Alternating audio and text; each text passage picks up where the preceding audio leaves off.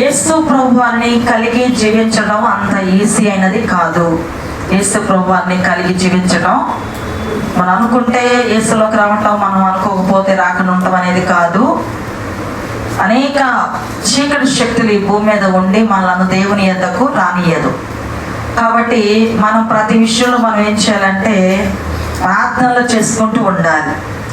ఆదివారం నేను ప్రార్థనకి వెళ్ళాలి, ఉపవాస ప్రార్థన పూర్తిగా నేను కనపడాలి, ఏ ఒక్క ప్రార్థన నేను మిస్ కాకూడదు ప్రభువా అని దేవుని సన్నిధానంలో మనము ప్రార్థన చేసుకుంటూ ఉండాలి. మనకు వచ్చే శోధనలు, మనకు వచ్చే బాధలు ఇవన్నీ కూడా దేవుని నుండి దూరం చేయడానికి కొన్ని వస్తాయి. కాబట్టి దేవుని నుండి దూరం చేసేది ఏదైతే ఉందో దాన్ని మనం ఏం చేయాలి, మనం ముందుగానే ప్రార్థనతో పసిగట్టాలి. ప్రార్థనతో మనం ఏం చేయాలి, పసిగట్టాలి. నన్ను దేవుని మందిరానికి పోనివ్వకుండా చేసే ఏదో ఆటంకం నాకు రాబోతుంది, కాబట్టి నేను ఈ విషయంలో చాలా జాగ్రత్తగా ప్రార్థన చేసుకోవాలని ముందుగానే ప్రభుకు మనం అప్పగించినప్పుడు ప్రభు మన రూట్ని ఆయన పూర్తిగా సరిచేస్తారు. కాబట్టి ఆలస్యం కాకుండా దేవుని వాక్య ధ్యానంలోనికి వెళ్ళిపోదాం. 66 గ్రంథాల్లో 43వ గ్రంథం. నిన్న నేను 43 అన్నాను కదా, 43వ గ్రంథం. నిన్నటిది 42వ గ్రంథం, ఈ రోజుది 43వ గ్రంథమైన యోహాను సువార్తను గురించి మనము నేర్చుకోబోతూ ఉన్నాం. క్రొత్త నిబంధన గ్రంథంలో 4వ గ్రంథం యోహాను సువార్తను గురించి మనము నేర్చుకోబోతున్నాం. చిన్న ప్రార్థన చేసుకుందాం. తండ్రి, మీకు వందనాలు, స్తోత్రాలు చెల్లిస్తూ ఉన్నాము. ప్రతిరోజు ఒక గ్రంథాన్ని మీరు మాకు కళ్ళకు కట్టినట్లుగా నేర్పిస్తూ ఉన్నారు. అయ్యా, నీ మాటలను ధ్యానం చేసే గొప్ప కృపను అయ్యా యేసు నామములో మీరు మాకు మంచి పూల బాటను, వాక్యపు బాటను మమ్మల్ని నడిపిస్తూ సత్యములోనికి నడిపిస్తున్నారు. నీ సత్యము అయ్యా, నీ వాక్యమే సత్యము. సత్యమునందు మమ్మల్ని మేము ప్రతిష్ఠించుకుంటున్నాము. నీ వాక్యమే మమ్మల్ని విడుదల చేస్తుంది ప్రభువా. కాబట్టి ఈ యొక్క యోహాను సువార్త ద్వారా మీరే నాతో, మా అందరితో, ఆయా యూట్యూబ్లో అప్లోడ్ చేస్తున్నప్పుడు వారందరితో కూడా మీరే మాట్లాడి నీ నామాన్ని మహింపరచుకోనమని యేసు నామములో ప్రార్థించి వేడుకుంటున్నాము తండ్రి. ఆమేన్. ప్రతి వీడియో కూడా యూట్యూబ్లో అప్లోడ్ చేయడానికి కూడా ప్రార్థన చేయండి, సరేనా? ప్రతి వీడియో కూడా దేవా నీ చిత్త ప్రకారంగా యూట్యూబ్లో అప్లోడ్ చేయాలి, సమయానికి సమస్తము కూడా మేలుగా జరగాలి అని చెప్పి ప్రార్థన చేసినట్లయితే తప్పనిసరిగా ప్రభు సహాయం చేస్తాడు. అయితే ప్రియమైన దేవుని బిడ్డలారా, దేవుని యొక్క పరిశుద్ధ సన్నిధానంలో యోహాను సువార్త గురించి మనము నేర్చుకోబోతున్నాము. యోహాను అనగా దేవుడు మనపై కృప కలిగి ఉన్నాడు. యోహాను అనగా అర్థం ఏంటి? దేవుడు మనపై కృప కలిగి ఉన్నాడు అని అర్థం. ఈ యోహాను వాళ్ళ అమ్మ నాన్న పేరు ఏంటంటే జెబెదయి, సలోమి. యోహాను వాళ్ళ అమ్మ నాన్న పేరు పేరు జెబెదయి, సలోమి. వాళ్ళకి పుట్టిన కుమారుడు యాకోబు యేసు ప్రభువారు శిష్యుడని యాకోబుకు ఇతను సహోదరుడు, ఇతడు తమ్ముడై ఉండొచ్చు. అర్థమైందా? యాకోబు యేసు ప్రభువారు శిష్యుడు, యాకోబుకి ఇతను ఏమయ్యాడు? తమ్ముడు. అంటే యాకోబు యోహాను ఇద్దరు కూడా ఒక తల్లి బిడ్డలు. కాబట్టి దేవుని యొక్క పరిశుద్ధ సన్నిధానంలో మార్కు సువార్త 15వ అధ్యాయము 40-41 వచనాలు మనం గమనిస్తే, మార్కు సువార్త 15వ అధ్యాయము 40-41 చూస్తే, వారిలో మగ్దలేనే మరియయు, చిన్న యాకోబు, యోసే అను వారి తల్లి అయిన మరియయు, సలోమియు ఉండిరి. యేసు ప్రభువారు సేవ చేసే దినాల్లో యేసు ప్రభువారిని వెంబడించిన వారు, యేసు ప్రభువారు సేవ చేసే దినాల్లో స్త్రీలు కొంతమంది యేసు ప్రభువారికి ఉపచారం చేస్తూ ఉండేవారు. ఉపచారం చేసే వారిలో ఎవరున్నారు? ఈ యోహాను తల్లి సలోమి ఉంది. యోహాను తల్లి సలోమి ఉందని ఇక్కడ యేసు ప్రభువారు చనిపోయి తర్వాత సమాధి దగ్గరికి వెళ్ళి చూసే వారిలో కూడా ఆమె ఉన్నట్లుగా వాక్యం మనకి తెలియజేస్తుంది. కాబట్టి కాబట్టి దేవుని యొక్క సన్నిధానంలో ఆ యొక్క స్త్రీలు 41 వచ్చి చూడండి, ఆయన గలిలయలో ఉన్నప్పుడు వీరు ఆయనను వెంబడించి ఆయనకు పరిచారము చేసిన వారు. వీరు వచ్చినటువంటి వారు ఎవరంటే, వీరు ఆయన గలిలయలో ఉన్నప్పుడు ఆయనను వెంబడించి ఆయనకు పరిచారము చేసిన వారు. వీరు కాక ఆయనతో యెరూషలేమునకు వచ్చిన ఈ స్త్రీలు అనేకులు వారిలో ఉండేది. అనేక మంది స్త్రీలు యేసు ప్రభువు వారి వెంట వెళ్ళి ఆ పరిచర్యలు వారు చేసినట్లుగా మనకి దేవుని వాక్యం సెలవిస్తుంది. అందులో సలోమి యోహాను తల్లి ఎక్కువగా పరిచర్యలో ఉన్నట్లుగా దేవుని వాక్యం సెలవిస్తూ ఉంది. మత్తయి సువార్త 4వ అధ్యాయము 18 నుంచి 22 వరకు చూస్తే, మత్తయి సువార్త 4వ అధ్యాయము 18 నుంచి చదువుతున్నా చూడండి, 22 వరకు. యేసు గలిలయ సముద్ర తీరమున నడుచుచుండగా పేతురు అనబడిన సీమోను అతని సహోదరుడైన ఆంద్రేయ అను ఇద్దరు సహోదరులు సముద్రములో వలవేట చూచెను. వారు జాలరులు. ఆయన వెంబడి రండి, నేను మిమ్మల్ని మనుషులను పట్టు జాలరులుగా చేతులని వారితో చెప్పాను. వెంటనే వారు తమ వలలు విడిచిపెట్టి ఆయనను వెంబడించిరి. 21 వచ్చి చదువుతున్నాం. ఆయన అక్కడి నుండి వెళ్ళి జెబెదయి కుమారుడైన యాకోబు అతని సహోదరుడైన యోహాను అను మరి ఇద్దరు సహోదరులు తమ తండ్రి అయిన జెబెదయి యొక్క దోణిలో తమ వలలు బాగు చేసుకొనుచుండగా చూచి వారిని పిలిచెను. వెంటనే వారు తమ దోణిను తమ తండ్రిని విడిచిపెట్టి ఆయనను వెంబడించిరి. ఈ యోహాను యాకోబు వాళ్ళ నాన్న జెబెదయితో వారు వలలు కడుక్కుంటూ పనిలో ఉన్నారు. వాళ్ళు పనిలో ఉన్నప్పుడు యేసు ప్రభువు వారు వెళ్ళి ఏం చేశాడు, మీరు నన్ను వెంబడించండి అని చెప్పగానే వారు ఏమేమి విడిచిపెట్టారు, వల విడిచిపెట్టేశారు, తండ్రిని కూడా విడిచిపెట్టేశారు. కనుక యేసు ప్రభువు వారి దగ్గర రావాలంటే ఏం చేయాలి? యేసు ప్రభువు దగ్గర రావాలంటే నాకు లోకం కావాలి, నువ్వు కావాలి అంటే కుదరదు, ఏదైనా ఒకటే. కాబట్టి యేసు ప్రభువు దగ్గరికి రావాలి అంటే, ఆయన దగ్గరికి రావాలంటే మనం ఈ లోక ప్రేమ, ఈ లోకపు అభిప్రాయాలు, మమతలు, మమకారాలు ఇవన్నీ మాయ, ఒట్టివి, నిజాలు కావు. వీటన్నిటిని విడిచిపెట్టి ఆ దినాన వాళ్ళు వచ్చారు. శిష్యులు అంటే యేసు ప్రభువుని వెంబడించేవారు. యేసు ప్రభువుని వెంబడించే వారిని శిష్యులు అంటారు. కనుక వీరు వెంటనే యేసును వెంబడించేవారు. ఎవరంటే యాకోబు యోహానులు ఏం చేశారు, ఉన్నదంతా విడిచిపెట్టి తమ తండ్రిని కూడా విడిచిపెట్టి వారు ఇంటికి కూడా వెళ్లకుండా యేసు ప్రభువుని వెంబడించినట్లుగా మనకి లేఖనం తెలియజేస్తుంది.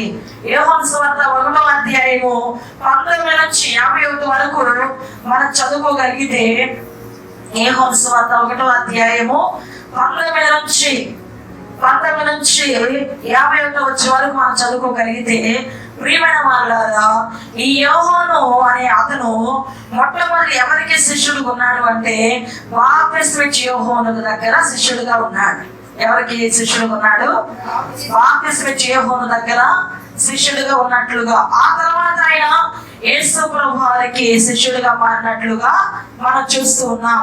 కనుక బాప్తిస్మిచ్చే యోహానుకి శిష్యుడైన ఈయన తర్వాత యేసుకి ఈయన శిష్యుడిగా మారాడు. 13వ అధ్యాయము 23, 24 చూస్తే, యోహాను సువార్త 13వ అధ్యాయము 23, 23, 24 వచనాలు మనం చూస్తే, 23 చదువుతున్నాను. ఆయన శిష్యులను యేసు ప్రేమించిన ఒకడు యేసు రొమ్మున ఆనుకొనుచుండెను గనుక ఎవరిని గురించి ఆయన చెప్పినో అది తమకు చెప్పమని సీమోను పేతురు అతనికి సహాయ చేశాను. ఆయన యేసు ప్రభువు వారి రొమ్మున ఆనుకునేవాడు యోహాను. యేసు ప్రభువు వారి దగ్గర ఎక్కడ ఉండేవాడు? ఎప్పుడు కూడా గుండెకి దగ్గరగా ఉండేవాడు. ఆయన యొక్క ఆలోచనని ఎరిగిన వాడు. యేసు ప్రభువు ఏదైనా చెప్పినప్పుడు మిగతా శిష్యులకు అర్థం కాకపోతే యోహాను అడుగుతూ ఉండేవాడు. సెలెక్ట్ చేసి ఏం చెప్పాడు, నీకు అర్థమైంది కదా, నువ్వు చెప్పు అనే రీతిగా యేసు ప్రభు వారికి చాలా సన్నిహితుడుగా ఆయన ఉన్నాడు.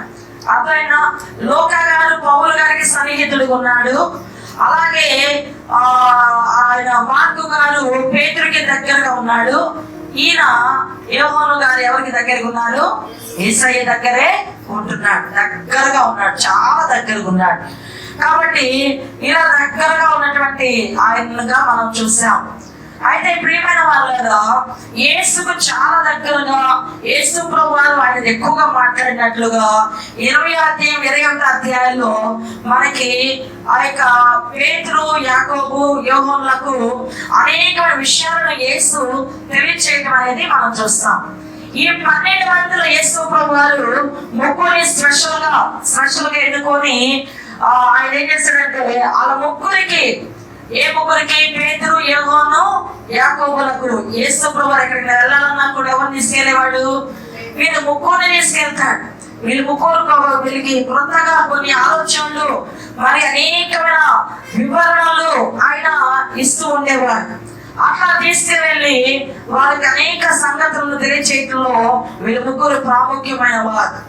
మార్కు సువార్త 3:17 మనం చూస్తే, మార్కు సువార్త 3వ అధ్యాయము 17వ వచనములో మనం గమనిస్తే యేసు ప్రభు వారు వీరికి పేర్లు మార్చినట్టుగా మనకి దేవుని వాక్యం సెలవిస్తుంది. మార్కు సువార్త 3:17 చూద్దాం. జెబెదయి కుమారుడకు యాకోబు, అతని సహోదరుడకు యోహాను, వీరిద్దరికి ఆయన బోయనెర్గెసను అని పేరు పెట్టాను. వీరిద్దరికి యేసు ప్రభు వారు ఏ పేరు పెట్టాడు? బోయనెర్గెసను పేరు పెట్టాను. బోయనెర్గెసు అనగా ఉరిమేడు వారని అర్థము. బోయనెర్గెస్ అనే పేరుకి అర్థం ఏంటి? ఉరిమేడి వారని అర్థం. యేసయ్య పెడుతున్నాడు వాళ్ళకి పేరు. యేసు ప్రభు వారు స్పష్టంగా పెడుతున్నారు కనుక ఉరిమేడి వారు అంటే యేసు ప్రభు వారి యొక్క పరిచర్యలు మీరు ఎలా ఉన్నారంటే సైనికులుగా ఉన్నారన్నమాట.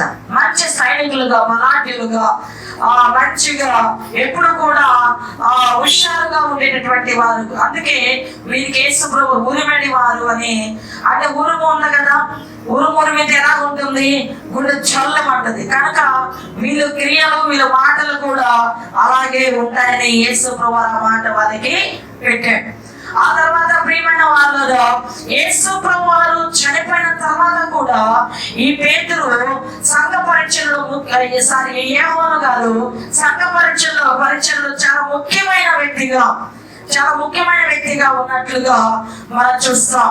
గలతీయులకు రాసిన పత్రిక 2వ అధ్యాయము, గలతీయులకు రాసిన పత్రిక 2వ అధ్యాయము 7 నుంచి 9 వరకు చదువుకోగలిగితే, 2:7 నుండి 9 వరకు. అయితే సున్నతి పొందిన వారికి బోధించుటకై సువార్త పేతురుకి ఎలాగ అప్పగింపబడెనో అలాగూ సున్నతి పొందని వారికి బోధించుటకై నాకు అప్పగింపబడినని వారు చూచినప్పుడు, అనగా సున్నతి పొందిన వారికి అపోస్తలుడవుటకు పేతురునకు సామర్థ్యము కలుగు చేసిన వాడే అన్ని జనులకు అపోస్తలుడవుటకు నాకును సామర్థ్యము కలుగు చేసినని వారు గ్రహించినప్పుడు, స్తంభములుగా ఎంచబడిన యాకోబు, కేఫా, యోహాను వారు నాకు అనుగ్రహింపబడిన కృపను కనుగొని మేము అన్ని జనులకును తాము సున్నతి పొందిన వారికి అపోస్తలు ఉండవాలని చెప్పి తమతో బాల్యమాలను మనకు సూచనగా నాకును బర్నబాకును కుడి చేతిని ఇచ్చిరి. అర్థమైందా?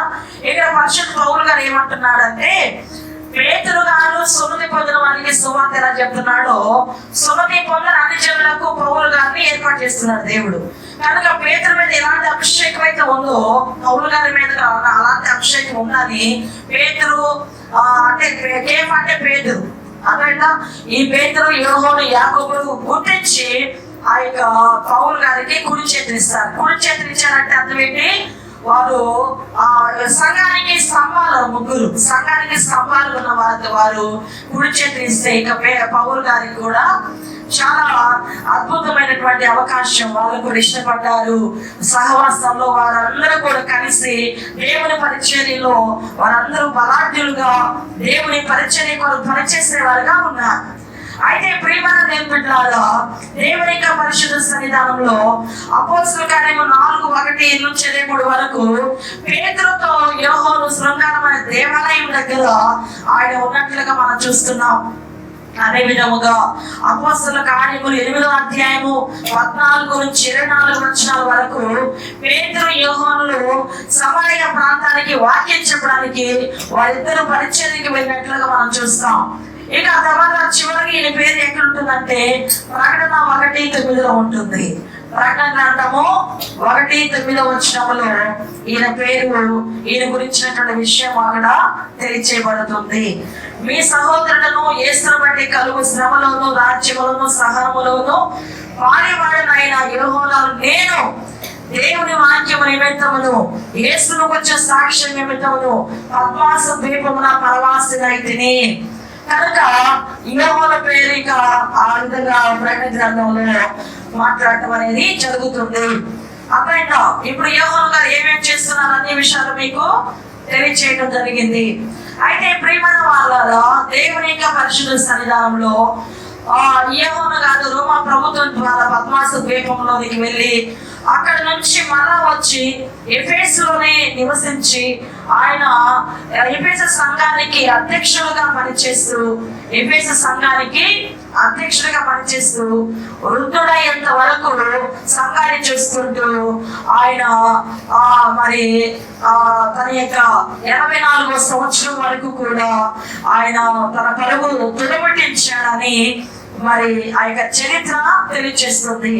కనుక యేసు ప్రభువు వారి శిష్యులైన వారు ఎంతో చక్కగా హతసాక్షులయ్యారు. కానీ యోహాను మాత్రము హతసాక్షిగా మారినట్లుగా మనకి తెలియదు. కాబట్టి దేవుని యొక్క సన్నిధానంలో ప్రియమైన వాళ్ళారా, ఈ విషయాన్ని మనము చక్కగా గమనించాలి. ఈ యోహాను గారు 5 గ్రంథాలు రాశారు. యోహాను గారు ఎన్ని గ్రంథాలు రాశారు? 5 గ్రంథాలు. 1 యోహాను సువార్త, 2 మొదటి యోహాను, 2వ యోహాను, 3వ యోహాను పత్రికలు, ఆ తర్వాత ప్రకటన గ్రంథాన్ని ఈయన రాసినట్లుగా మనము చూస్తూ ఉన్నాం. కాబట్టి దేవుని యొక్క కృప చేత మరి 21 అధ్యాయాలు ఉన్న గ్రంథము వచనాలు 879 వచనాలు. 21 అధ్యాయాలు వచనాలు ఎన్ని ఉన్నాయి?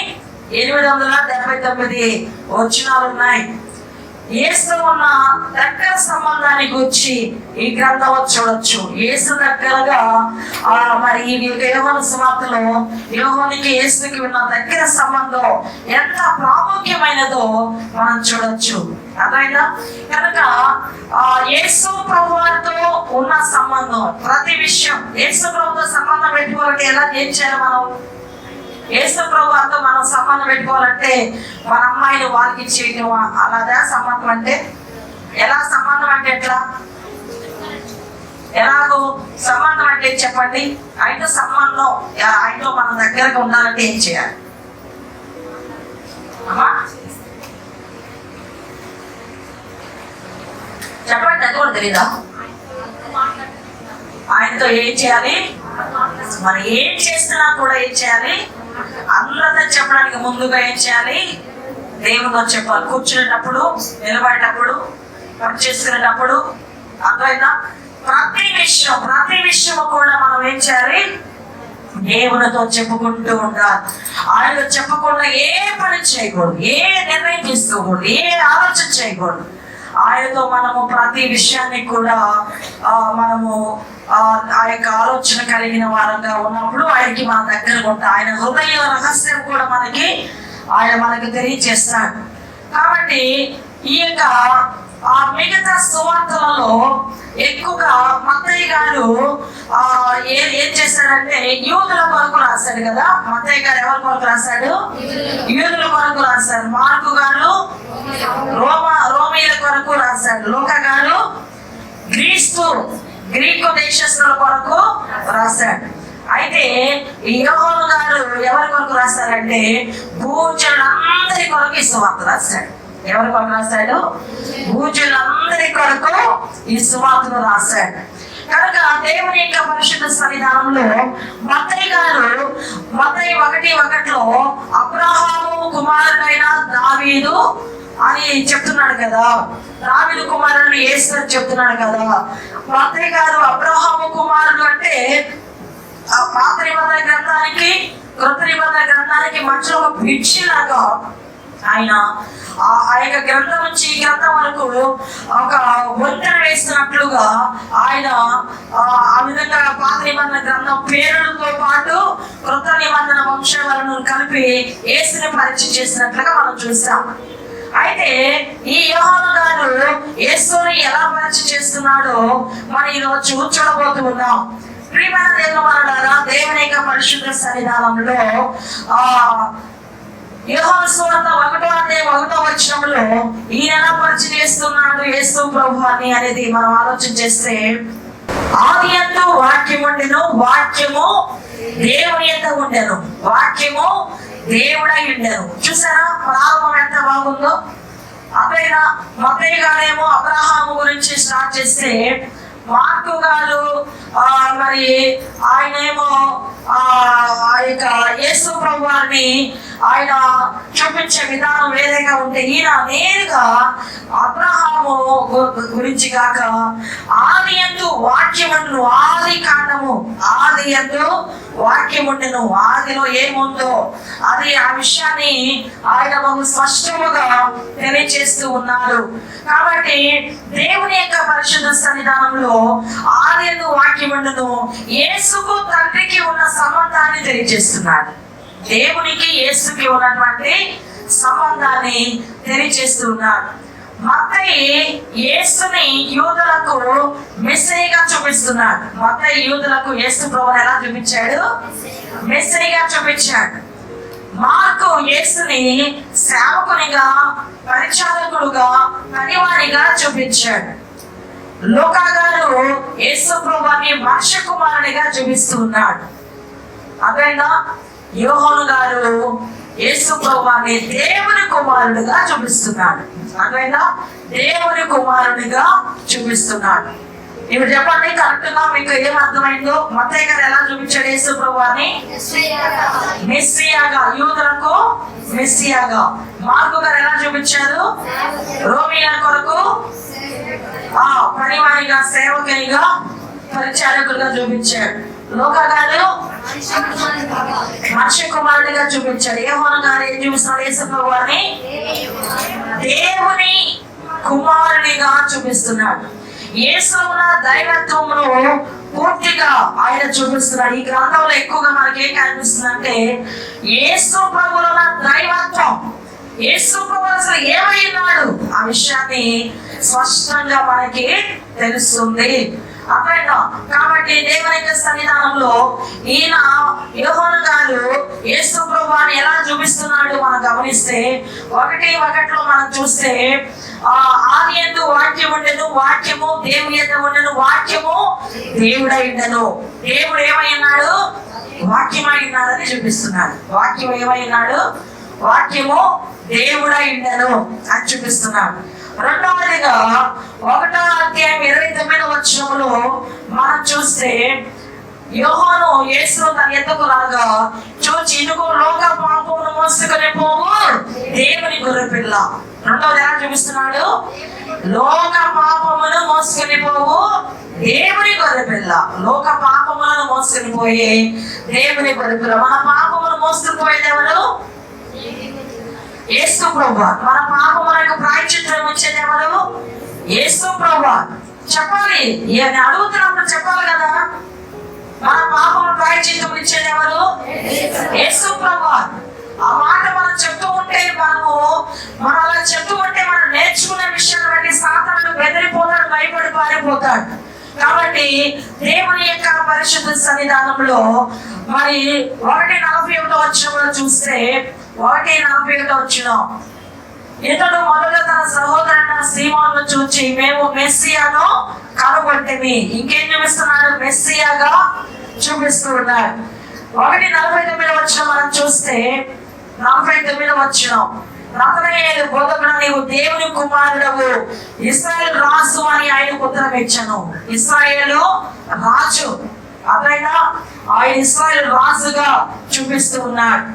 4:42 మనం చూస్తే, 4:42 మనం చూస్తే, మా మట్టుకు మేము విని ఈయన నిజముగా లోక రక్షకుడని తెలుసుకొని నమ్ముచున్నాము అనేది. ఈయన ఏమైనాడు? లోక రక్షకుడు, లోక రక్షకుడు, లోకానికి రక్షకుడు. ఒక యూదులకు, ఇశ్రాయేలు కాదు, లోకానికి ఈయన రక్షకుడు. 20వ అధ్యాయము 28వ వచనం మనం చూస్తే, 20వ అధ్యాయము 28వ వచనం, అందుకు ఆయనతో, నా ప్రభువా నా దేవా అనెను. ప్రభువుగా చూపిస్తున్నాడు, దేవునిగా చూపిస్తున్నాడు. ప్రభువు అంటే ప్రభుత్వము చేయవాడు అని అర్థము. కాబట్టి ఆయన దేవుని కుమారుడు. ఈ గ్రంథం అంతా చెప్పడదు దేవుని కుమారుడు. ఆయన ఏమైనాడు? దేవుని కుమారుడు, దేవుని కుమారుడు అని ఈ గ్రంథం అంతా చాలా చక్కగా రాయటం అనేది జరిగింది. యోహాను చాలా చాలా తెలివిగా ఈ గ్రంథాన్ని రాస్తూ ఉన్నాడు. కనుక 20వ అధ్యాయం 31వ వచనం మనం చూస్తే, యేసు దేవుని కుమారుడైన క్రీస్తు అని మీరు నమ్మునట్లును, నమ్మి ఆయన నామమందు జీవము పొందినట్లును ఇవి వ్రాయబడెను. యేసు దేవుని కుమారుడైన క్రీస్తు. చెప్పండి అందరూ, యేసు 3 times చెప్పండి. యేసు దేవుని కుమారుడైన క్రీస్తు, యేసు దేవుని కుమారుడైన క్రీస్తు, యేసు దేవుని కుమారుడైన క్రీస్తు నమ్ముతున్నాము. అదేనా? కాబట్టి యేసు దేవుని కుమారుడైన క్రీస్తు అని మనము విశ్వసిస్తే చాలు. అదైనా ఎందుకంటే యథార్థం అది, సత్యం అది, నిజం అది, ఇంకంతా ఏమీ లేదు ఈ లోకంలో. కాబట్టి ఆయన నమ్మి ఆయన నామమందు జీవము పొందినట్లు, ఈ మాట మనం పలుకుతూ ఉంటే ఆయన నామం మనకి ఏమొస్తుంది? జీవము, బ్రతుకుతాం. దేవుని స్తోత్రం. యేసుని నమ్మినట్లయితే మనం బ్రతుకుతాం. యేసుని నమ్మకపోతే ఏమవుతాం? చచ్చిపోతాం. యేసు నమ్మితే మనము బ్రతుకుతాం, జీవం ఉంటుంది. యేసు లేకపోతే ఏమవుతాము? చచ్చిపోతాం. కాబట్టి యేసులో మనకి జీవం ఉన్నది, జీవం పొందినట్లు ఇవి వ్రాయబడి ఉన్నాయి అని ఇక యోహాను గారు ఎంత అద్భుతంగా, ఎంత విశేషమైనటువంటి గ్రంథాన్ని మనం చదువుతున్నామో. ప్రియమైన దేవుని బిడ్డలారా, దేవుని యొక్క సన్నిధానంలో ఆయనలో జీవం ఉన్నది. దేవుని కుమారుడైన క్రీస్తు ఏమున్నది? జీవం ఉన్నది, నిత్య జీవం ఉన్నది. ఆయనలో మనకి సంతోషం ఉన్నది. కనుక దేవుని యొక్క కృపగా ఈ సువార్త ఒక వ్యత్యాసమైన గ్రంథంగా ఇక్కడ ఉంది. అక్కడక్కడ కార్యాలను చూపిస్తుంది. ఈ గ్రంథం ఏం చెప్తుందంటే యేసు ఎవరు అని చూపిస్తుంది. యేసు ఎవరు? ఎవరు చెప్పండి? యేసు ఎవరు? యేసు ఎవరు? ఇప్పుడేగా చెప్పించాను.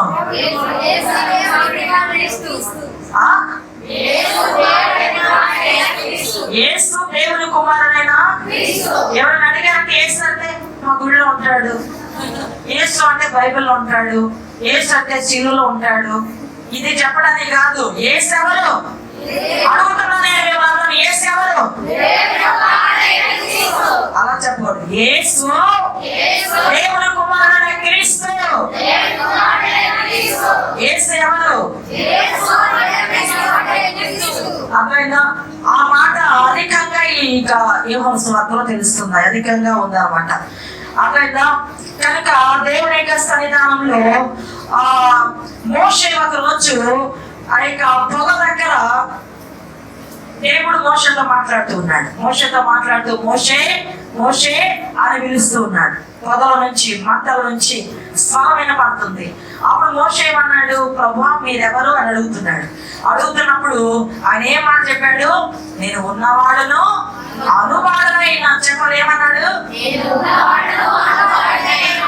ఈ గ్రంథంలో ఎక్కువగా యేసు ప్రభువారు నేనే మార్గము సత్యము జీవము అయినాను అంటాడు. ఆ నేననే మాట వచ్చినప్పుడు మనం ఏమనాలి?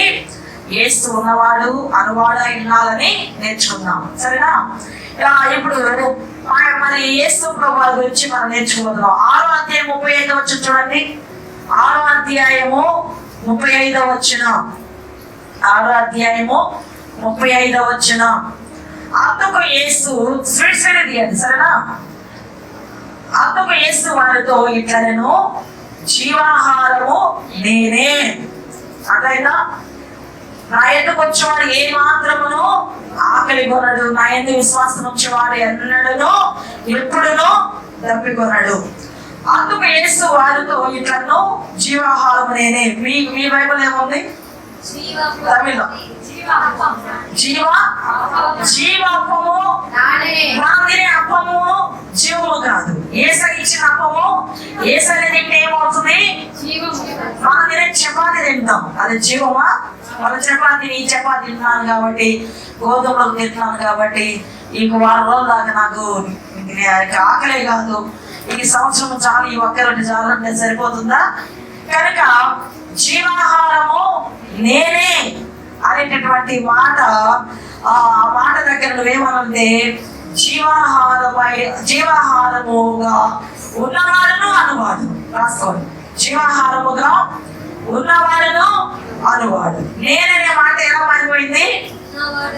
ఉన్నవాడును అనువాడు. కనుక ఈ గ్రంథంలో నేను అనే మాట వచ్చింది అనుకో, ఏం రాయాలి? ఉన్నవాడును అనువాడు. చెప్పాలి, ఏమన్నాలి? ఉన్నవాడును. తమిళ ఏమంటాడు ఆ మాట?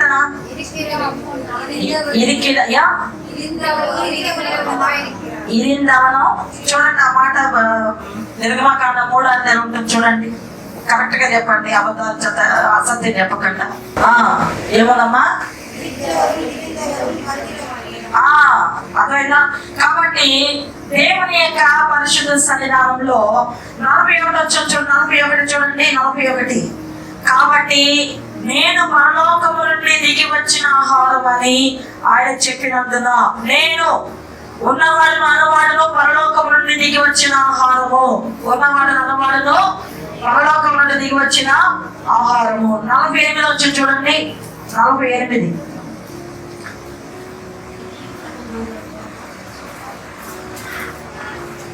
దీన్ని తినుకొని 48 వచ్చినము. విశ్రించువాడే నిత్య జీవము గలవాడు, జీవాహారము నేనే. జీవాహారము నేనే అంటే జీవాహారముగా ఉన్నవాడును అనువాడు. అట్లయినా కాబట్టి ఇప్పుడు నేను ఒకటి చెప్తాను, మీరు దానికి కంప్లీట్ చేయండి. 7:29 చూడండి, 7:29. 7:29.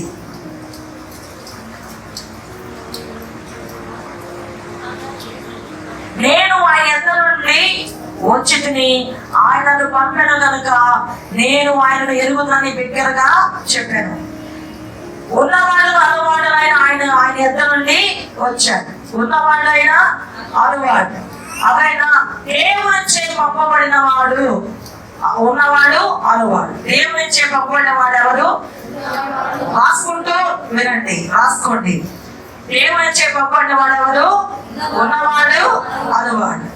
8వ అధ్యాయము 12 చూడండి. 8వ అధ్యాయము 12. 8వ అధ్యాయము 12.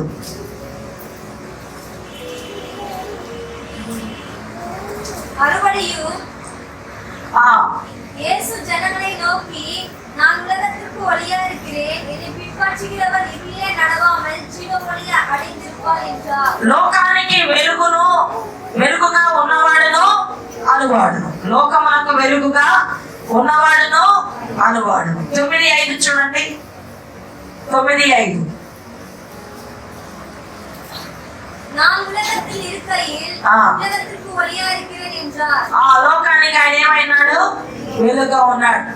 8:58 చూడండి, 8:58. அதற்கு இயேசு, ஆபிரகாம் உண்டாகிறதற்கு முன்னமே நான் இருக்கிறேன் என்று மெய்யாகவே மெய்யாகவே உங்களுக்கு சொல்லுகிறேன் என்றார். అబ్రహాముకు ముందే నేను ఏమైనాను? ఉన్నవాడును అనువాడును. 10:11 చూడండి, 10వ అధ్యాయము 11:14. నేను గొర్రెలకు మంచి కాపరిని, ఉన్నవాడు గొర్రెలకు మంచి కాపరి. అదైనా కాబట్టి ఈ విధముగా మీరు రాసుకోండి. రిఫరెన్స్ ఇస్తున్నాను చూడండి. దేవుని కుమారుడిగా 10:36 చూడండి. 10:36 దేవుని కుమారుడిగా ఉన్నవాడు అనువాడు. 10:36 11:25 పునరుత్థానమును జీవమును నేనే అంటాడు. ఉన్నవాడు అనువాడు, పునరుత్థానము జీవమును ఉన్నవాడు అనువాడు. 14:6 నేనే మార్గము సత్యము జీవమును అనే మాట చెప్పబడి ఉంది. 15వ అధ్యాయము 1వ వచనము ద్రాక్షవల్లిని నేనే, తీగల మీరు అంటాడు. 5వ వచనము ఉన్నవాడును నేనే, అనువాడు నేనే. ఆయనకు ఆదియు లేదు, అంతము లేదు, పుట్టుట లేదు, గిట్టుట లేదు. ఆయనకి ఏమి లేదు?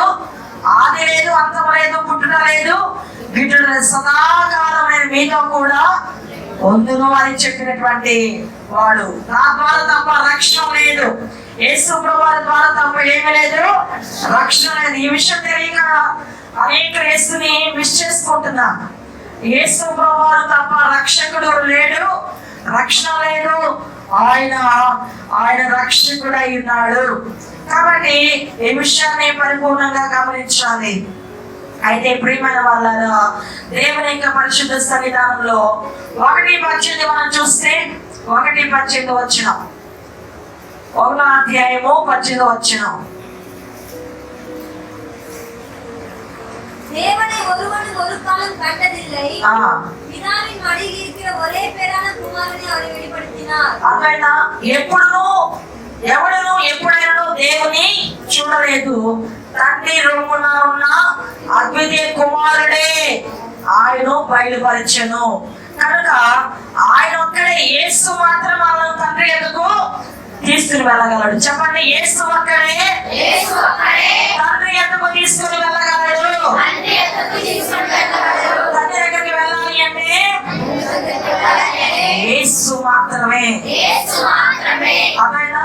కాబట్టి దేవుని యొక్క సన్నిధానంలో యేసు ఆ పరలోక రాజ్యం గురించి చెప్పాలన్నా, పరలోక రాజ్యం తీసుకువెళ్ళాలన్నా, అక్కడికి వెళ్ళిన వాడు, అక్కడి నుంచి కిందకు వచ్చిన వాడు యేసు ప్రభువారు ఒక్కరే. ఆయనే మనకు విషయాలన్నీ కూడా తెలియజేస్తాడు. అదేనా? దేవుని యొక్క పరిశుద్ధ సన్నిధానంలో ఈ విషయాలన్నీ మనము చక్కగా గమనించాలి. అయితే యేసు ప్రభువారిని మరి ఈయన అబ్రహాము కంటే ముందున్న వాడుగా, మరి ఎంతో ప్రాముఖ్యమైన వాడుగా ఈ యొక్క యోహాను చూపిస్తూ ఉన్నాడు. మనందరికీ, లోకానందరికీ చూపిస్తున్నాడు. దేవుడు లోకమును ఎంతో ప్రేమించను. దేవుడు లోకాన్ని ఏం చేశాడు? ఎంతో ప్రేమించిన మాట ఈ గ్రంథంలో ఉంది. కాబట్టి దేవుని యొక్క ఉన్నతమైన నామములో ఆయన గురించి మనకి ఈ విషయము మనకి స్పష్టంగా తెలియజేస్తూ ఉంది. అయితే ప్రియమైన వాళ్ళారా, దేవుని యొక్క సన్నిధానంలో యేసుని అంగీకరించాలి. మనకున్న ఒకే ఒక మార్గం ఏంటి? యేసుని అంగీకరించాలి. అంగీకరించడం అంటే పెద్ద ఫోటో పెట్టేసి ఆ పోల్తాలు వేసేసి సీరియల్ సెట్ అయితే అంగీకరించడం అంటే, యేసుని అంగీకరించడం అంటే ఏంటి? నోటితో ఒప్పుకోవటం. మీ చేత ఎందుకు పలికిస్తున్నారు ఈ మాటలు? నోటితో ఒప్పుకుంటే రక్షించబడతారు. యేసు దేవుడని మనసు అనుకోకూడదు, నోటితో ఒప్పుకోవాలి. నోటితో ఒప్పుకుంటేనే అవి అలాగే జరుగుతాయి. కాబట్టి దేవుని యొక్క పరిశుద్ధ సన్నిధానంలో యేసు ప్రభువాన్ని పూర్తి మానవునిగా ఈయన చూపిస్తున్నాడు. యేసు ప్రభువాన్ని ఎలా చూపిస్తున్నాడు? పూర్తి మానవ రూపాన్ని చాలా తేటగా చూపిస్తున్నాడు. యేసు ఆకలి కొనుట, యేసు కన్నీరు విడుచుట. లాజరు చనిపోయినప్పుడు యేసు ప్రభువు ఏమి విడిచాడు? కన్నీరు విడిచాడు. యేసు వేదన పడటం, అదేనా యేసు మరణించటం, ఇవన్నీ ఒక పక్క ఏమో మానవునిగా చూపిస్తున్నాడు, ఒక పక్క ఏమో దేవుని కుమారుడుగా చూపిస్తున్నాడు. కాబట్టి దేవుని యొక్క సన్నిధానంలో మానవునిగా వచ్చాడు. వచ్చిన వాడెవరు? దేవుడు అని. అయితే నాస్టిక్స్ అనేటటువంటి వారు ఉన్నారు. నాస్టిక్స్ అనేటువంటి వాళ్ళు, తత్వజ్ఞానం గల వారు, యేసు మనిషి వలె అలా కనపడ్డాడు తప్ప మనిషిగా జీవించలేదు అంటారు. మనిషి వల్ల అలా కనపడ్డాడు కానీ మనిషిగా ఆయన మారలేదు అని. అయితే యేసు మనిషి, యేసు మనిషి, మనిషి దేవుడు. మానవ మనిషి కుమారుడు ఆయనే, దేవుని కుమారుడు ఆయనే. కాబట్టి దేవుని యొక్క సన్నిధానంలో ఈ యొక్క యోహాను రాసిన సువార్తలో ఉపమానాలు లేవు. ఉపమానాలు ఒక ఉపమానం కూడా ఉండదు. ఏముంటాయంటే 7 అద్భుతాలు ఉన్నాయి. ఏమున్నాయి? 7 అద్భుతాలు ఉన్నాయి. 5 అద్భుతాలు మిగతా గ్రంథాలు రాయబడకుండా ఉన్నాయి అన్నమాట. ఇందులో అక్కడ 2 అద్భుతాలు ఎక్కడో రాస్తున్నాయి సువార్తలలో, కానీ 5 అద్భుతాలు ఎక్కడ రాయబడలేదు. సర్వాధికారము బయలుపరచుటకు రాయబడి ఉన్నది. కాబట్టి దేవుని యొక్క సన్నిధానంలో దేవుడు మనకి ఇంత అద్భుతమైన అవకాశము మనకు దయచేశాడు. కనుక ప్రియమైన వాళ్ళారా, దేవుడు మనతో మాట్లాడుతూ ఉన్నాడు.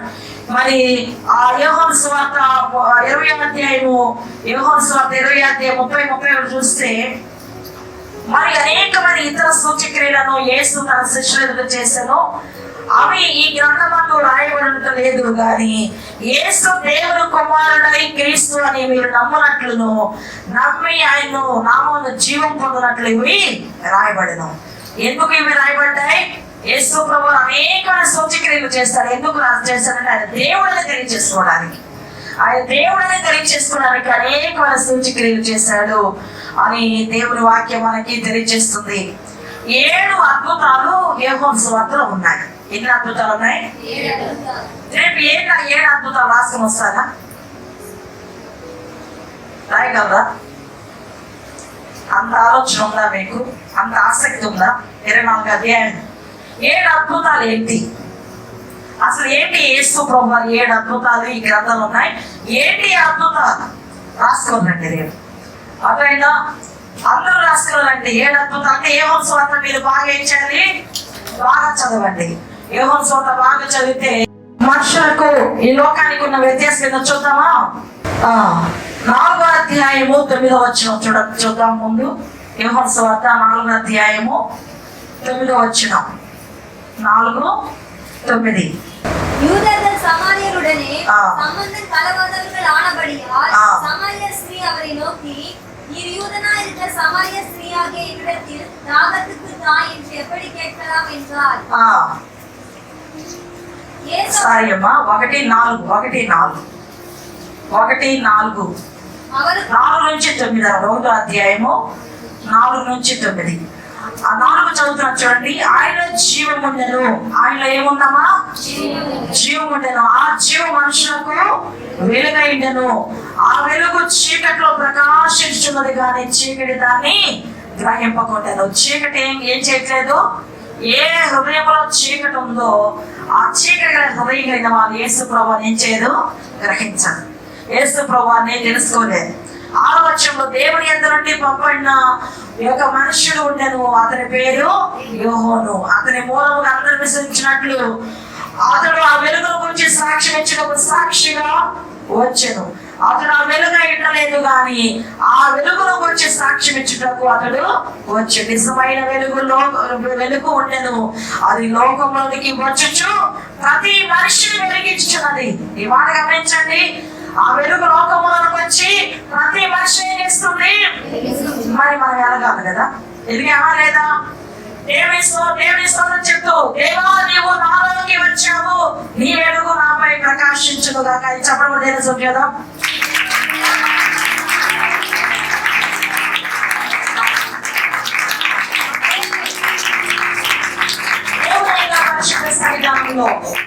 చీకటికి వెలుగు అంటే నచ్చదు.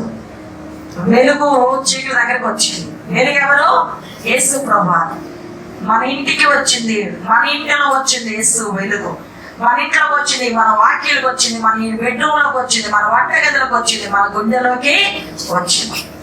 రెండవది 15వ అధ్యాయం 17-18. 15వ అధ్యాయము 17-18. మీరు ఒకరినొకరు ప్రేమింపవాలని ఈ సంగతులను మీకు ఆజ్ఞాపించున్నాను. లోకం మిమ్మల్ని ద్వేషించిన యెడల మీకంటే ముందుగా నన్ను ద్వేషించాలని మీరు ఎరుగుదురు. మీరు ఈ లోక సంబంధులైన యెడల లోకము తన వారిని స్నేహించును. అయితే మీరు లోక సంబంధులు కారు, నేను మిమ్మల్ని లోకముల నుండి ఏర్పరచుకుంటుని, అందుచేతనే లోకం మిమ్మల్ని ద్వేషించున్నది. లోకము మనల్ని ఇష్టపడట్లేదంటే అర్థం ఏంటి? మనలో ఏముంది? ఎక్కడ చూసి నీకు పత్రికలు పెడుతున్నారా? ఎక్కడ చూసి నేను పెళ్లికి రమ్మంటున్నారా? ఎక్కడ చూసి నేను నలుగురు రమ్మంటున్నారా? ఎక్కడ చూసి నువ్వు లాక్కెళ్తున్నారని నువ్వు లోకంలో ఉన్నావని అర్థం. అదేనా నిన్ను చూసి అవసరం లేదు, ఈ మాట అవసరం లేదు మాకు అదంటే ముందు మన ప్రభుని కూడా అవసరం లేదన్నారు. కాబట్టి ఆయన అన్నారు, కాబట్టి ఆయన ద్వేషించారు, కాబట్టి నన్ను ద్వేషించారంటే నేను ప్రభులోనే ఉన్నాను అని అర్థం. అదేనా కాబట్టి దేవుని ప్రేమించేటటువంటి వాళ్ళు దేవుని పిల్లల్ని ప్రేమిస్తారు, లోకాన్ని ప్రేమించే వాళ్ళు దేవుని పిల్లల్ని ద్వేషిస్తారు. మూడవదిగా 8:23 చూడండి. 8:23 అప్పుడు ఆయన, మీరు క్రింది వారు, నేను పైవాడను. మీరు ఈ లోక సంబంధులు, నేను ఈ లోక సంబంధులను కాదు. మీరేమైనారు? కింది వారు. నేనేమైనాను? పైవాడు. ఆయన ఎక్కడ, మనం ఎక్కడ? కానీ ఆయన మన దగ్గరికి వచ్చేసాడు కనుక మనం ఏం చేయాలి? ప్రభా నేను కింది దాన్నయ్యా, నువ్వు పైన వాడివి, నన్ను ఒక్కసారి జ్ఞాపకం చేసుకొని ప్రార్థన చేసుకోవాలి. తర్వాత ఎన్నో పాయింట్ చెప్పాలి. ఇప్పుడు 4వది 6:57 చూడండి. 6:57-58 జీవముల తండ్రి నన్ను పంపాడు కనుక నేను తండ్రి మూలముగా జీవించునంటే నన్ను తినవాడు నా మూలముగా జీవించును. ఇదే పరలోకం నుండి దిగి వచ్చిన ఆహారము. పితరులు మన్నాను తినియు చనిపోయినట్టు కాదు, ఈ ఆహారం తినివాడు ఎప్పుడునూ జీవించునని నిత్యముగా మీతో చెప్పుచున్నాను. కనుక ఆయన మనం తిన్నప్పుడు మరి జీవం వల్ల మనం అవుతాం. పాపంలో మరణం ఉంది, పాపం వలన వచ్చే జీతము మరణం. తర్వాత చివరిగా 8:32-47 చూద్దాం. 8:32-47 దేవుని సంబంధమైన వాడు దేవుని మాటలు వినును. మీరు దేవుని సంబంధులు కారు కనుకనే మీరు వినాలని చెప్పాను. అమ్మా ఒకసారి తల ఎత్తండి. దేవుని సంబంధమైన వారు ఎవరి మాట వింటారు? 7 అద్భుతాలు పెట్టుకొని వస్తారు. దేవుని సంబంధం కానీ వారు ఏం చేస్తారు? ఎందుకంటే ప్రార్థనలు పొద్దునేసిన ప్రార్థనలు కదా, అందుకని నేనే అనగలప్పుడు అందరూ అసలు నాకు తెలియగలుగుతాను. అందరూ ఒకేలాంటి బుద్ధి నాకు వస్తుంది. చెన్నైలో కూర్చోబెట్టి అందరికి ఒకే బోధ చేశారే నాకు అర్థం కావట్లేదు. వర్షం పడుతుందా అని అడిగామనుకో ఏమంటారంటే వర్షం పడలేదు, చినుకులు పడుతున్నాయి అంటున్నారు. దాన్ని అది కూడా వర్షమే కదా. ఎవరైనా ఒకరు చెప్తే సరే అందరూ అలాగే చెప్తున్నారు, అది ఎట్లా సాధ్యమవుతుంది? ఇప్పుడు 10 గంటలు అనుకో, 10 గంటలు 10 మంది బిడ్డల బుద్ధులు వేరేగా ఉంటాయి. ఒకరు పాట నేర్చుకోవాలనుకుంటాడు, ఒకరు ప్రార్థన చేయాలనుకుంటాడు, ఒకరు ఆరాధన చేయాలనుకుంటాడు, ఒకరు దేవుని కోసం నిలబడాలనుకుంటాడు. మీరేంటి ఏమి చేయాలంటున్నారు? అందరూ ఒకే విధమైనటువంటి గుర్రలాలు ఉంటారా దేవుని యొక్క సన్నిధానంలో అని నా మనసులో బర్రెలు అనుకున్నాను. మీకు అలా చెప్పారు అంతే. కాబట్టి ప్రతి విషయము కూడా మనం చాలా చాలా జాగ్రత్తగా నేను పాడాలి, ప్రభు కొరకు ఉండాలి, ప్రభు కోసం నేను లేవాలి అనుకునేటట్టు వాళ్ళు 7 అద్భుతాలు రాస్తున్నారండి. చూద్దాం రేపు ఏంటి 7 అద్భుతాలు అనేది.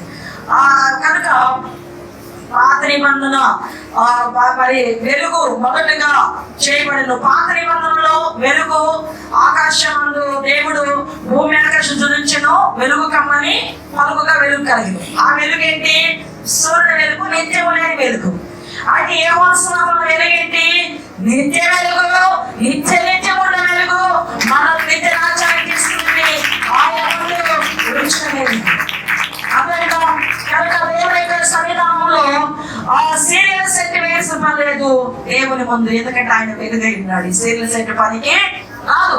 కాబట్టి దేవుడు మనకు వెలుగైనాడు. 12:46 చూడండి. 12:46 వచ్చినాం. నన్ను చూచువాడు నన్ను పంపిన వారినే చూచుచున్నాడు. నా యందు విశ్వాసం ఉంచువాడు చీకటిలో నిలిచి ఉండకుండానట్లు నేను ఈ లోకమునకు వెలుగుగా వచ్చినాను. యేసు యందు విశ్వసించిన వాడు ఎక్కడ నిలబడడు? చీకటిలో నిలబడడు. యేసునందు నివసించేవాడు ఎక్కడ ఉన్నాడు? చీకటి ఎక్కడ ఉంది? ఈ లోకంలో చీకటి ఎక్కడ ఉంది? ఎక్కడ ఉంది? ఏముంది? ఏదో ఒక చీకటి కట్టని చెప్పి చూద్దాం. చీకటి ఎక్కడ ఉంది? ఏది చీకటి తెలియాలి కదా మీకు. నాకు తెలిసినంత వరకు ఎవరైనా పెళ్లి పత్రిక పెట్టారంటే ఈ పెళ్లికి వెళ్ళడానికి నేను అవసరమా? ఈ పెళ్లికి వెళ్ళడానికి నేను అవసరమా? ఈయనకి వెళ్ళి నేను ఏమి చేయాలి? ఒక 50 రూపాయలు అయితే బిర్యానీ పట్ల ఇంటికి వచ్చింది కదా, తినొచ్చు కదా. ఈ పెళ్లికి వెళ్ళి నేను చేసేటటువంటిది ఏంటి అని ఆలోచన చేసుకొని ఉండాలి. ఇప్పుడు అందరూ పెళ్లికి వెళ్ళిపోతున్నారు కాబట్టి దేవుని యొక్క సంవిధానంలో మనము ఎందుకు వెళ్తున్నాం, ఎందుకు ఈ గుంపుల దగ్గరికి వెళ్తున్నాం, ఎందుకు ఈ గ్రూపుల దగ్గరికి వెళ్తున్నాం, ఎందుకు ఈ పండగ దగ్గరికి వెళ్తున్నాం అనేది మనం ఆలోచన చేయాలి. ఎందుకంటే కొన్ని పెళ్లిళ్ళలో కొన్ని స్థలాల్లో మరణం అనేది తటస్థించి చాలా మంది పెళ్లి కొడుకు పెళ్లి కూతురు చనిపోతున్నారు, చాలా మంది బిల్డింగ్ లో పడిపోయి చనిపోతున్నారు, యాక్సిడెంట్ అయి చనిపోతున్నారు. రకరకాలుగా వేదనకరమైన పరిస్థితి సంబరాలలో మనం ఉండిపోతే ఉపవాస ప్రాంతం ఇంత దాకా ఉంది, ఇప్పుడేమైంది అనే పరిస్థితి రానివ్వకండి. అసలు ఎవరొచ్చా వెళ్ళకూడదా? నువ్వు వెళ్ళకపోతే పెళ్లి ఏం జరగదా ఏంటి? వాళ్ళు పిలిచి ఎక్కడికి వెళ్ళాలంటే చావుల దగ్గరికి తొలగించుకోండి. ఎలా చచ్చిపోయారు అనుకో, మనకు తెలిసిన వాళ్ళు అనుకో, ముఖ్యంగా అర్థమైనా అలాంటి వాళ్ళ దగ్గరికి నీవు అక్కడికి వెళ్ళి ఓదార్చేటటువంటి సీన్ ఏమైనా ఉందా నీకు? అలాంటివి ఉంటే వెళ్ళండి. అంతేగాని ఎందుకు చచ్చిపోయాడు, ఏం చచ్చిపోయాడు, ఆ మొహం ఈ మొహం తొట్టకైతే వెళ్ళదు. కాబట్టి ఆలోచన చేసుకొని జ్ఞానం కలిగి ఉండాలి. ఇలాంటి స్థలాలే చీకటి ఉండే స్థలం. అర్థమైనా గంగ వెళ్ళిపోవడం అనేది చీకటి ఉండే స్థలం. కాబట్టి ఉపవాస ప్రార్థన అయిపోయిన తర్వాత దయచేసి ఫ్రైడ్ రైస్లు మరి నెక్స్ట్ పరోటాలు దయచేసి తినొద్దు. ఇంట్లో చేసుకొని తినండి. ఉపవాస ప్రార్థనలో ఉన్నాం కదా, కొంచెం మనం ముక్క తింటే బాగుంటుంది, ముక్క బాగా నోటికి పడితే బాగుంటుంది అని ఫ్రైడ్ రైస్ తిన్నారంటే ఫ్రైడ్ రైస్ తిని సడన్గా చనిపోయిన వాళ్ళు ఉన్నారు. కనుక ఉపవాసం ఉన్నారు కదా, గ్యాస్ట్రిక్ ట్రబుల్ వలన వాడు ఏ నూనె వేస్తున్నాడో ఏం చేస్తున్నాడో తెలియదు. కాబట్టి అందరూ మాట్లాడుకుని ఇంట్లోనే చేసుకొని తినడానికే ప్రయత్నం చేయండి. అస్సలు పరోటా తినద్దు. పరోటా చాలా కీడు. అది నూనెలో ఉంచి ఊరబెట్టి వాడు ఎప్పుడెప్పుడు పెడతాడు, అలా వేడి చేసి పంపిస్తాడు. అది పాయిజన్ గా మారి చాలా మంది నిద్రలోనే చనిపోయిన వాళ్ళు ఉన్నారు. కాబట్టి దయచేసి గమనించండి. ఏదో ఒకటి తెచ్చేస్తున్నాం, ఉపవాస ప్రార్థన ఉన్నాం కాబట్టి అని బయట ఆహారం దయచేసి అవాయిడ్ చేయండి. ఏది వద్దు, ఏది మంచిది కాదు. ఇప్పుడైతే మంచిది కాదు. మన ఇంట్లో మంచి నీళ్ళు పోసి ఇడ్లీలు చేస్తాం, దోశ చేస్తాం. వాడు ఏ నీళ్ళంటే ఆ నీళ్ళు పోసి చేస్తాడు. ఆ నీళ్ళు కలుషితమై ఉంటాయి. అది మనకు తెలియదు. మనకు తెలియకుండా వైరస్ మనలోకి వచ్చేస్తుంది. లాస్ట్ గా చూస్తే యేసు చేసిన ప్రార్థన చాలా గొప్ప ప్రార్థన. యేసు చేసిన ప్రార్థన 17వ అధ్యాయంలో ఉంది. ఆ ప్రార్థనలో నేను రిఫరెన్స్ చెప్తాను, మీరు ఇంటికి చదువుకోండి. 17వ అధ్యాయంలో 1 నుండి 5 వచనాల వరకు యేసు తన కొరకు ప్రార్థన చేసుకుంటున్నాడు. 17వ అధ్యాయము 1 నుంచి 5 వరకు యేసు తన కొరకు ప్రార్థన చేస్తున్నాడు. 6వ వచనం నుండి 19 వచనం వరకు శిష్యుల కొరకు ప్రార్థిస్తున్నాడు. 6 నుండి 19 వరకు శిష్యుల కొరకు ప్రార్థిస్తున్నాడు. 20 నుండి 26 వరకు మనందరి కొరకు సంఘం కొరకైన ప్రార్థన ఆయన చేస్తున్నాడు. కాబట్టి యేసు ప్రభువారు ఈ ప్రార్థనని ఏమంటారంటే మరి యాజకుని ప్రార్థన, మనందరి కొరకు మరి యాజకుడుగా ప్రధాన యాజకుడిగా చేసిన ప్రార్థన అంటారు. ఈ 17వ అధ్యాయం ఏమంటారు? ప్రధాన యాజకుని ప్రార్థన. యేసు ప్రభువారు మన ప్రధాన యాజకుడు. అర్థమైందా? కాబట్టి ఈ విషయాలన్నీ గమనించి యేసు ప్రభువారి గురించి బాగా ధ్యానం చేసి యెహోవా స్వార్థం చదివి ఆ 7 అద్భుతాలు ఎక్కడున్నాయో కనుక్కొని ఆయన పరిశుద్ధ సన్నిధికి రావాల్సిందిగా దేవుని పేరిట మనం చేస్తూ ఉన్నాం. ప్రార్థన చేసుకుందాం. పరిశుద్ధుడైన తండ్రి, కృపగల దేవా, మీకు వందనాలు, కృతజ్ఞతలు, స్తోత్రాలు ప్రభువా. దావీదు కుమారుడా, మీకు కృతజ్ఞతలు చెల్లిస్తూ ఉన్నాము నీ పరిశుద్ధ సన్నిధానంలో. అయా ఈ రోజు నాయన ఈ విధముగా ప్రభువా జరిగినటువంటి ఈ యొక్క ఆరాధన కార్యక్రమాన్ని బట్టి స్తోత్రములు. వేగముగా నాయన, పరిశుద్ధముగా నాయన, నీ యందు నిలిచింది వారముగా, నీ యొక్క రక్షణ వాక్యమును గ్రహించే వారముగా, నీ జీవములోనికి వచ్చే వారముగా, నీ వెలుగునైనా స్వతంత్రించిన వారముగా యేసు నామములో మమ్మల్ని అందరినీ బలపరచండి నాయన. యేసు నామములో బలపరచండి. దినము రాక వెనకబడిన వారు ఎందుకు రాలేదో తెలియదు, కానీ యేసు నామములో నీ కృప నీ చిత్తమున్నట్లయితే మరొకసారి కలిసి కృపను దయచేయమని యేసు నామములో ప్రార్థిస్తూ ఆశీర్వదిస్తున్నాను తండ్రి. ఆమేన్.